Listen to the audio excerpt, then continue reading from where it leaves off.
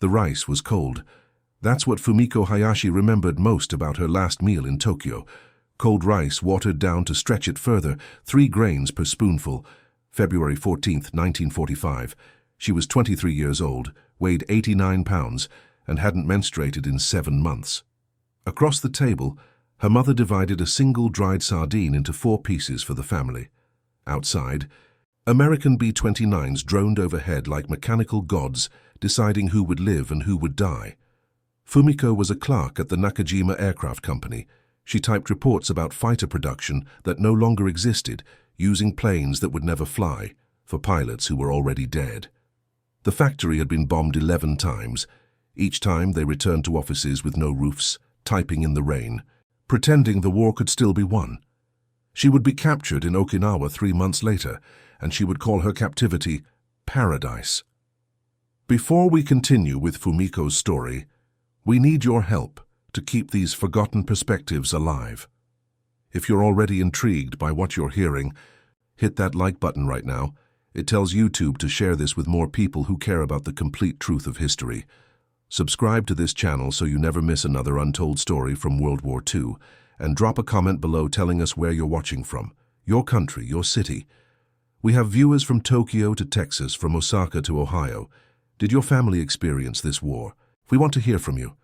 Now back to February 1945, where Fumiko was about to volunteer for something that would save her life. Fumiko Hayashi was born in Hiroshima in 1922, the 3rd daughter of a postal clerk. She learned English in secondary school from a teacher who had studied in California before Pearl Harbor. That teacher disappeared in 1943, rumored to be a spy, though everyone knew he'd simply said America might win. She was 5 feet tall exactly. Her friends called her Little Mouse because she moved quietly through rooms, noticed everything, said little. Before the war, she wanted to be a translator, maybe work for a trading company, see the world beyond Hiroshima's 7 rivers. The world came to her instead, in the form of fire. In 1944, the factory moved essential personnel to Okinawa, a desperate attempt to disperse war production beyond American bombing range. Fumiko volunteered. Her parents begged her not to go. The southern islands were already being attacked, but Tokyo offered only starvation. Okinawa offered 200 calories per day and a clerical exemption from combat nursing. She chose the 200 calories. The ship that took her south passed through waters thick with American submarines. Of the 63 transport vessels that attempted the Okinawa run between January and March 1945, 18 were sunk. Fumiko's ship, the Taihoku Maru, made it through. The woman sleeping next to her in the hold, a nurse named Keiko Tanaka from Yokohama, talked about opening a cafe after the war. Keiko's dream was specific: a small place near the station, serving Western-style coffee with jazz on the radio. Keiko died on April 3, 1945. An American naval shell struck the civilian shelter where she was treating wounded soldiers.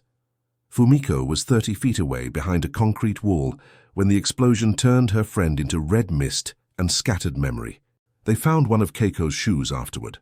That was all. Fumiko kept it for 3 days before a sergeant made her throw it away. "Focus on survival," he said. "The dead are gone." But Keiko's cafe lingered. Fumiko promised herself she would open it if she lived. A small place, Western coffee, jazz.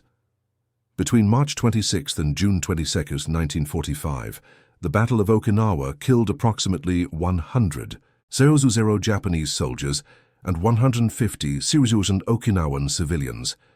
The Americans called it the Typhoon of Steel. The Japanese called it the end of the world.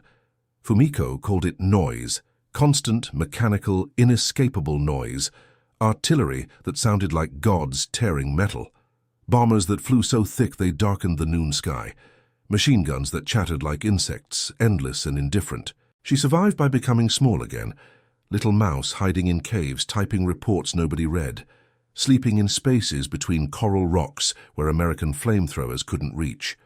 She watched soldiers commit suicide with grenades rather than surrender. She watched civilians leap from cliffs into the sea. She watched the Imperial Army dissolve into starving, lice-infested ghosts who could barely lift their rifles.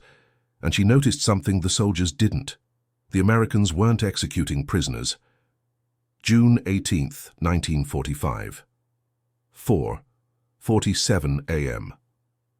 Fumiko crouched in a cave on the Kiamu Peninsula with 17 other civilians, mostly women, children, and old men. Outside, American voices called in broken Japanese, "Surrender, no harm, surrender, food, water, medicine." The voices had been calling for hours. Inside the cave, a sergeant clutched a grenade. He was 19 years old, from Nagano, missing his left eye from shrapnel. His name was Hiroshi Saito, and he kept repeating the same phrase, "Death before dishonor, death before dishonor." Fumiko had been watching American treatment of prisoners for 3 days through cracks in the cave wall. She'd seen captured soldiers sitting in groups, smoking cigarettes, eating from cans. She'd seen medics treating wounds. She'd seen nobody being shot, beheaded, or bayoneted. The imperial propaganda machine had prepared her for torture, rape, execution. What she witnessed instead was a boredom. American soldiers looking bored while Japanese prisoners sat in bored rows, eating bored rations. It didn't match the script. "They're not killing them," she whispered to the woman next to her, a schoolteacher named Yuki Matsumoto, who was clutching her 6-year-old son. "They will," Yuki hissed back, "once the cameras leave." "There are no cameras," Fumiko said. Sergeant Saito pulled the grenade pin. "We die together," he said, honorably. Fumiko did something that should have gotten her killed. She stood up, walked to the cave entrance, and called out in English, "We are civilians, women and children. We surrender." The grenade clattered to the cave floor, pin removed, but spoon still held. Saito stared at her with his one remaining eye. Every person in that cave stopped breathing. Outside, American voices stopped calling. For 5 seconds, the world was perfectly silent, except for the distant thunder of artillery. Then an American voice, calm and southern-accented, replied in English, "Y'all come on out then, hands up, nice and slow."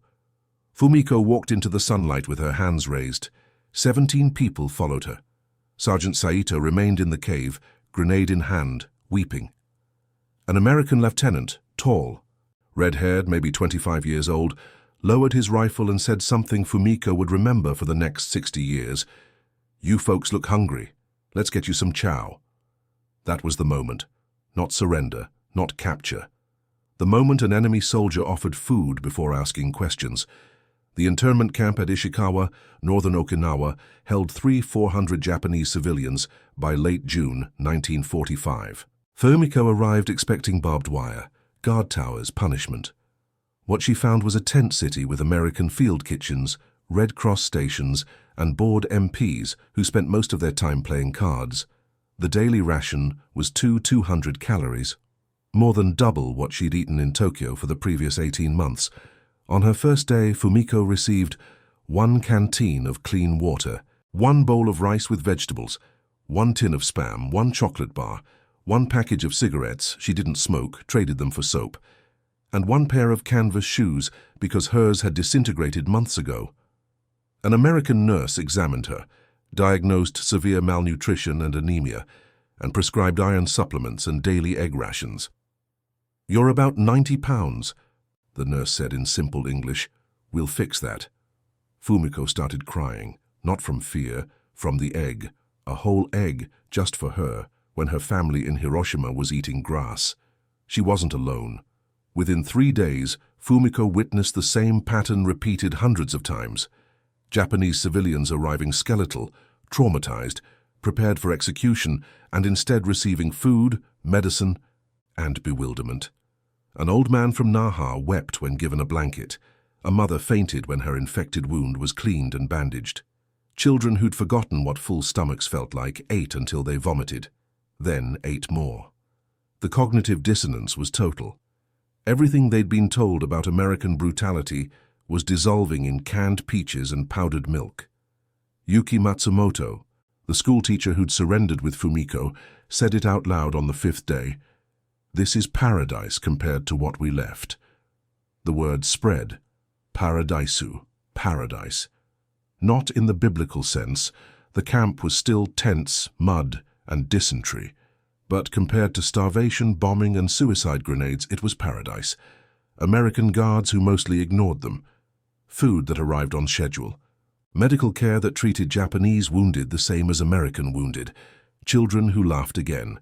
Fumiko began working as a translator 3 weeks after her capture. Her English was rusty but functional, and the Americans needed interpreters desperately. She translated surrender appeals broadcast from loudspeakers toward caves still holding out.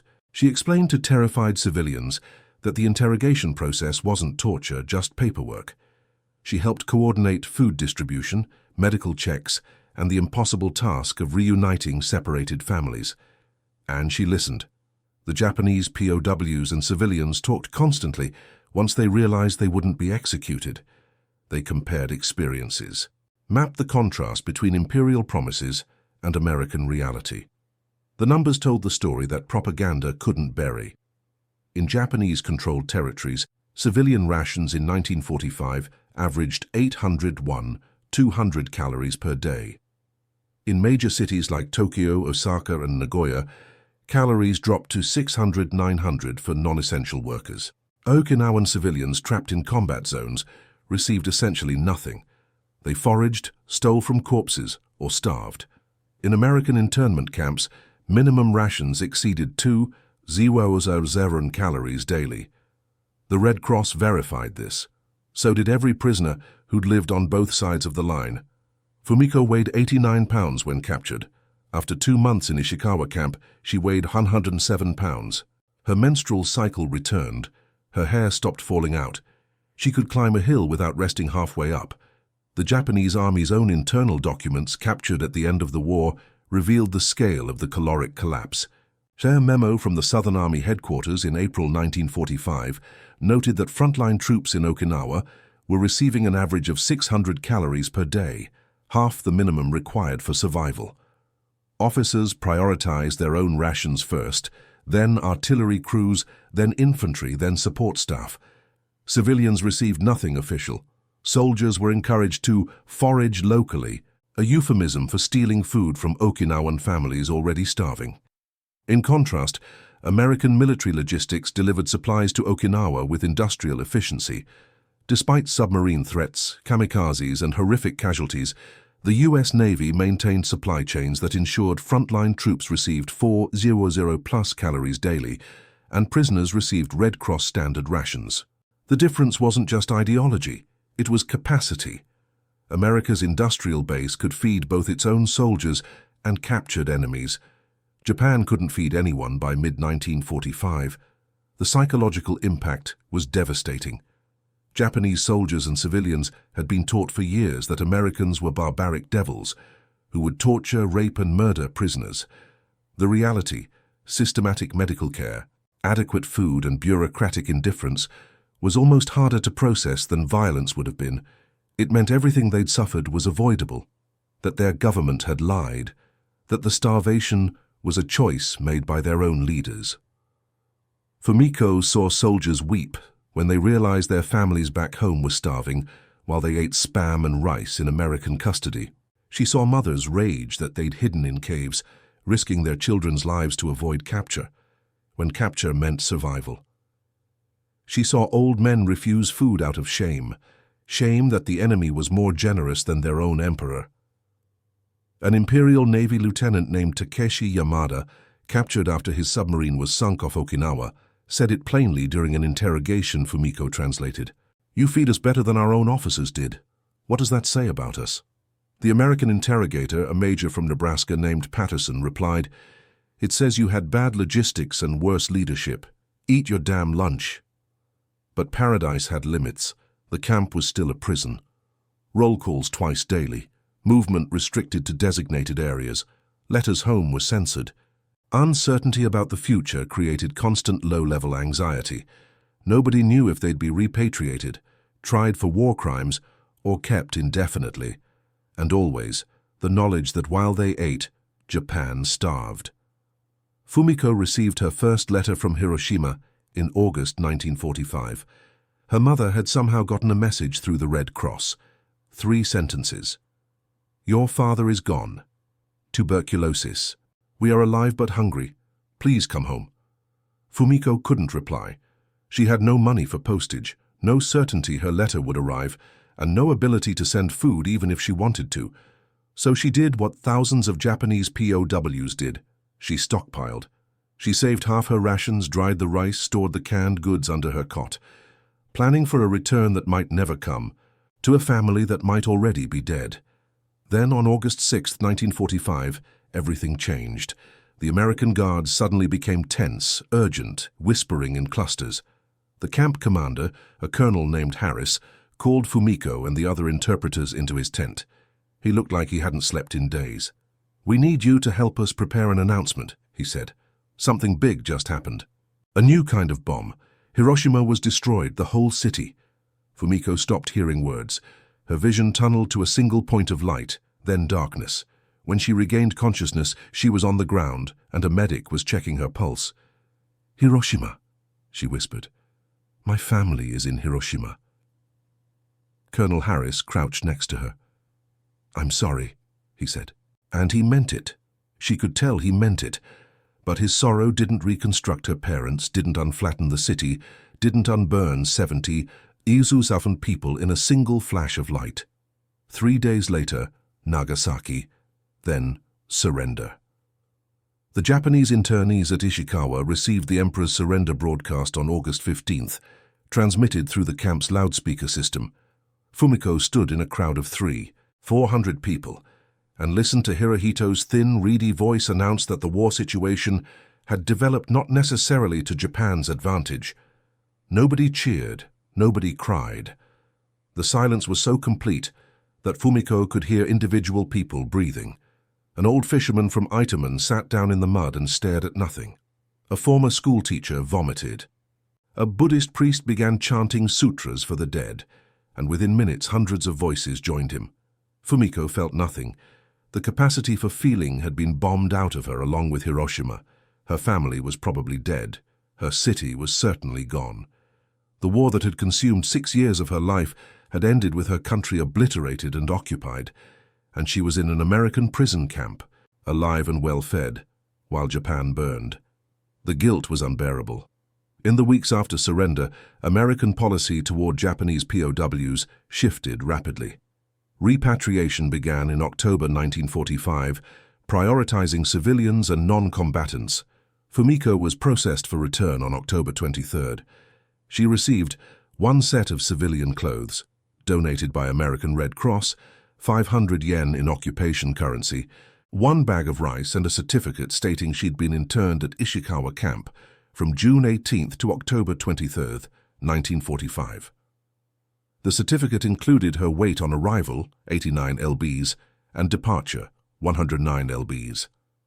An American clerk had written in the margins, "Model internee, excellent translator, recommended for employment with occupation authorities." Fumiko never used the recommendation. She wanted nothing to do with Americans' gratitude or her own survival. She returned to Hiroshima in November 1945. The city was ash. The 7 rivers still flowed, but everything else was flattened into a geometric precision of rubble. Her family's house was gone, not damaged, not burned, simply erased. She found the location by triangulating landmarks that no longer existed. In the ruins, she met a neighbor who'd survived because he'd been in Osaka during the attack. He told her, "Your mother was outside when it happened. Your father was bedridden inside. They found what was left of him 3 weeks later. Dental records. Your mother just vanished." Fumiko nodded, said thank you, walked away. She found work with the American occupation authorities 6 months later, not because of the recommendation, but because English translators were in desperate demand. She worked as a clerk at the Hiroshima Prefectural Office, processing reconstruction paperwork, translating American orders into Japanese bureaucratic language. She did this for 3 years, efficiently and without complaint. She never talked about Okinawa, never mentioned the camp. When co-workers asked about her war experience, she said, "I worked in a factory," and changed the subject.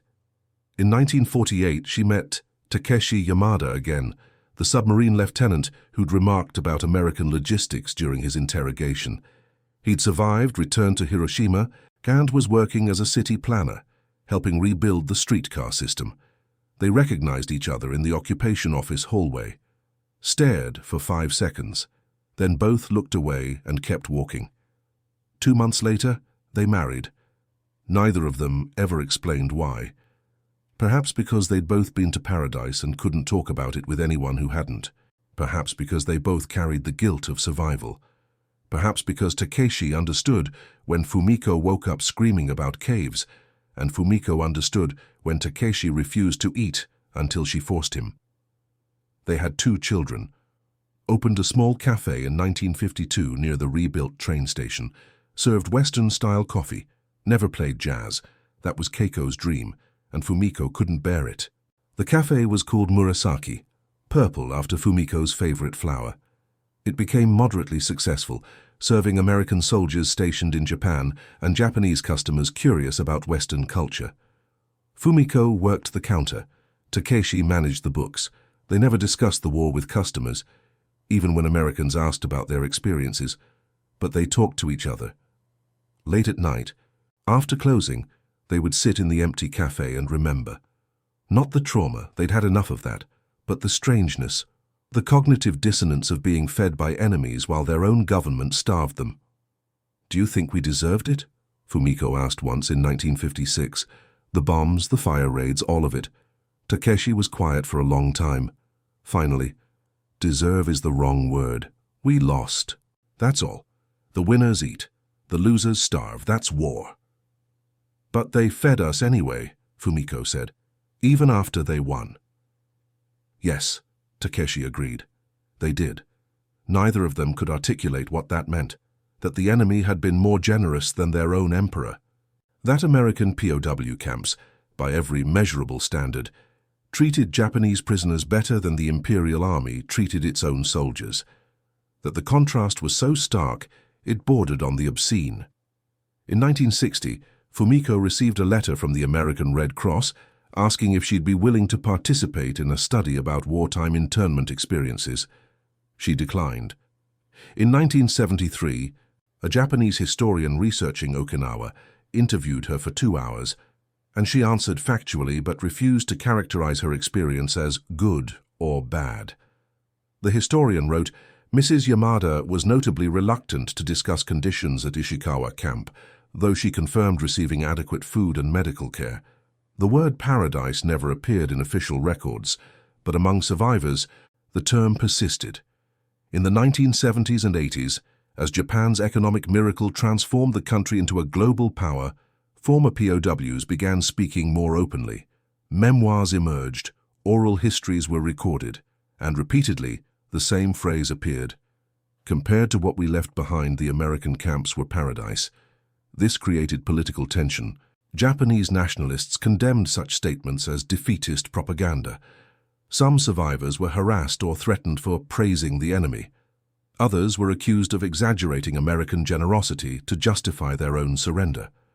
The idea that American captivity was preferable to Japanese freedom was too psychologically destabilizing for some to accept. But the numbers didn't lie. Mortality rates in American internment camps for Japanese POWs were approximately 3 to 5%, mostly from wounds sustained before capture or diseases already in progress. Mortality rates among Japanese civilians in combat zones reached 30–40%. Among soldiers cut off from supply lines, upward of 60% died from starvation and disease rather than combat. The American camps weren't paradise. They were simply survival. And in 1945, Japan's survival was a luxury. Fumiko Hayashi Yamada died in 2004 at age 82 in Hiroshima. She'd lived through the atomic bombing as an absence, arriving just after, stepping into the void where her family had been. She'd lived through occupation, reconstruction, and Japan's transformation into a peaceful economic power. She'd raised 2 children who became engineers.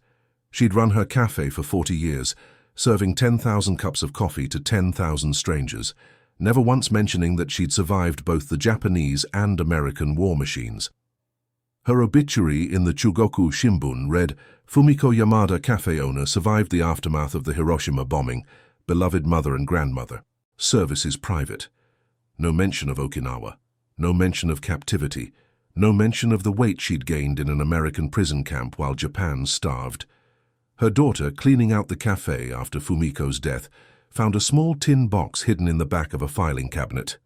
Inside, one worn canvas shoe, too small for Fumiko, one certificate of internment from Ishikawa camp, and a photograph of a young woman standing in front of a tent, squinting in the Pacific sun, smiling tentatively at someone behind the camera. On the back, written in English, in a handwriting that wasn't Fumiko's, "Interpreter, June 1945. Good luck." The daughter didn't know what any of it meant. She kept the photo. In 2019, a historian from UCLA researching American internment policies in the Pacific stumbled across Fumiko's name in declassified military records. The file described her as exceptionally cooperative, noted her work as a translator, and included a brief recommendation for post-war employment. The historian tried to track her down, discovered she'd died 15 years earlier, and eventually found her daughter. "I'm writing about Japanese POW experiences in American camps," the historian explained. "Your mother was one of the few civilians who worked closely with occupation forces. Did she ever talk about it?" "No," the daughter said. "She didn't talk about the war." "Do you know why?" The daughter thought for a moment. "She said once that guilt was easier than gratitude. I didn't understand what she meant." The historian did. Fumiko had survived by accepting help from the enemy while her family died. She'd gained weight while her mother vanished in atomic fire. She'd eaten Spam and chocolate while Japan consumed itself. The psychological cost of that survival, the knowledge that the enemy had been more merciful than her own government, was too great to speak aloud. So she'd kept it quiet, lived a normal life, opened a cafe, raised children. Let the memory die with her.